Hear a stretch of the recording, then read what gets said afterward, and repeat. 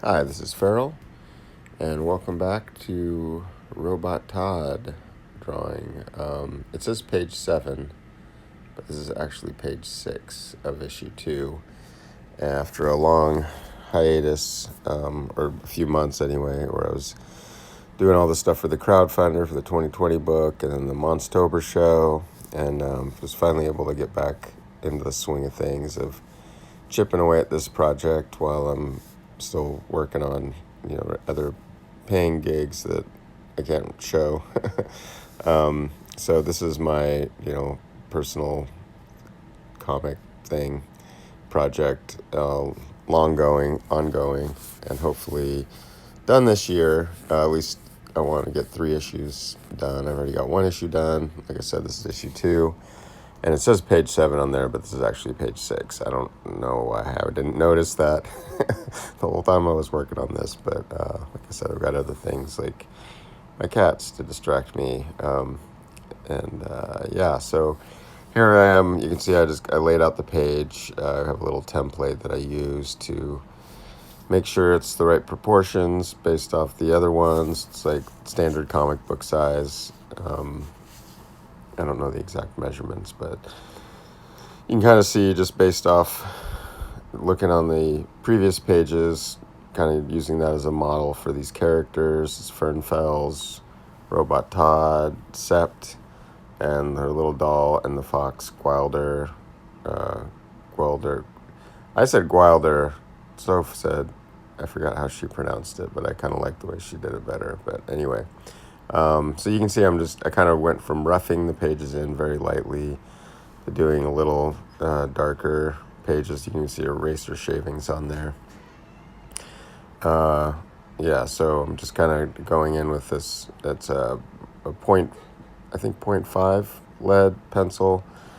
Not lead, but graphite. I don't use lead anymore in pencils. And I use these little erasers, Tombow erasers, just to get a little more precision when I'm erasing, so I don't just erase the whole picture, but just kind of stray lines here and there. And it's just like a slow process. Penciling takes me the longest. I did the most sessions. These are usually like about an hour session a night over, I don't know, maybe like a week's worth of nights. But I started this pencils like last year at some point, and had to kind of put it on hold and then picked them up just maybe like a week ago. So I've been chipping away at it in the evenings for like an hour. So I think probably all told, the page took me like, I don't know, like 6 hours or so. And here you just saw that if you were looking, I didn't mean to tell you what you did, but you may have seen me lettering it, and I lettered it with just one of those, like you can kind of see on the right hand side there, those Faber Castell Pitt pens, and I use size S, and I penciled it kind of. I don't really rule it out that often. I just sort of eyeballed it, and then erased it, and then redrew it, and erased it, and redrew it, and then once I was happy with all the dialogue and everything, which took me a while, I inked it. I inked the letters with one of those Faber-Castell Pitt pen. Most of the rest was done with this brush here. You can see I'm using, it's a Raphaël 8404. And I think that's actually a number 2. I was using number 4 for the longest time, but I kind of got into using a smaller brush. So I inked it mostly with a number 2. And I added a little bit, you can see here with this Faber-Castell Pitt pen. This is probably size XS. But I used a mix of size XS and size S, and they're newer. They get dull pretty fast, and it's like hard to get like a really fine tip on them, fine line with them with the rounded off tip. But sometimes I get to the sweet spot that I use like to letter them once they're dulled down a little bit, because I don't like them when they're really pointy when I'm lettering, but when I'm inking with them, I do like them when they're really crisp and new. And I try not to press too hard on them, but after a while I end up like really digging into the paper, and that's when they get like kind of smushed, but they just wear down over time too. So I finally jumped into the watercolors here, and I don't know why. I've been using watercolor in my other projects, but whenever I start a new page, when I get to the watercolor part, it takes me like some kind of mental.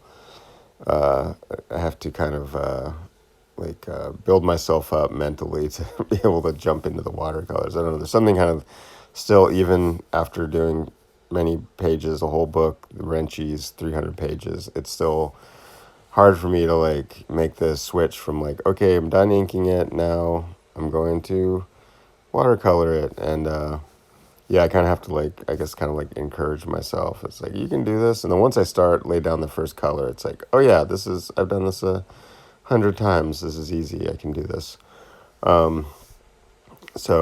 Yeah, and this page came together pretty good, I thought, with once I put the color in. Like when I was penciling it and when I was inking it, I wasn't too crazy about it, just because there's like a lot of dialogue, a lot of words on there, and it just didn't look that great to me. But I felt like once I started putting these colors in, it really kind of snapped together. And it wasn't until after like this session here where I looked at it and was like, oh, okay, that doesn't look that bad. And you can see I just have like a few more things to do after this. I think it was just like another hour session after this. And like this one here, I finished it up. It was just basically touching up little areas like her backpack, their gun, some of the faces. I fleshed out some of the faces, and the word balloon on the right that the little characters are in. I wanted her from the get-go. This wasn't something I actually worked out on the page. I worked it out on the page, but I had it in my head that like at the start of this issue, she was going to be describing what was happening between the issues, which was at the end of the first issue, we saw like these little gremlin things advancing on our heroes here, and Fern, comes out in the second issue and is like, you just see one of them exploding, and I wanted that the in between when she actually shot one of those gremlins guys to take place between the two issues, and for her to like be describing it in this panel here as a word balloon. It's kind of complicated. There's not really a big reason why I did that other than I just wanted to do it. I just thought it would be fun. But yeah, here's the finished page. I had fun painting those the gremlins all kind of forming together, and hopefully like the next couple pages, once they're like attacking, that's going to look pretty cool. I kind of was getting the hang of it here, I feel like, with this page. But that's the video for this time. Thanks for watching. I have a Patreon if you want to subscribe to that. It's just $2 a month, and I'm on Instagram and all that other stuff. Yeah, I'll see you in about a week. Bye.